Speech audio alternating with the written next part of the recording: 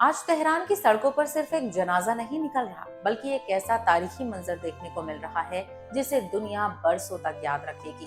दावा किया जा रहा है कि आज करीब 2 करोड़ अफराद अपने रहबर मुअज्जम आयतुल्लाह अली खामेनी को आखिरी विदाई देने के लिए सड़कों पर उतरेगी।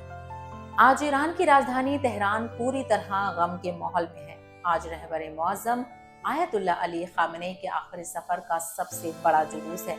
ये जुलूस इमाम हुसैन स्क्वायर से शुरू होकर आजादी स्क्वायर तक लगभग 10 किलोमीटर का सफर तय करेगा।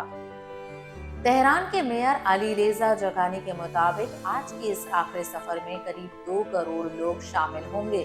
अगर ऐसा होता है तो ये ईरान की तारीख की सबसे बड़ी जनाजा रैलियों में से एक होगी।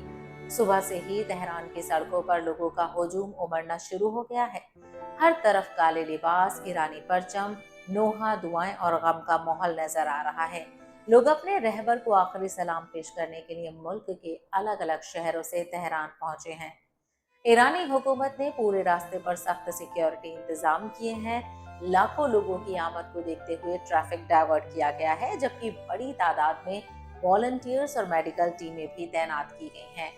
तेहरान में आखिरी सफर का ये आखिरी दिन है और इसके बाद जनाजा कौम पहुंचेगा।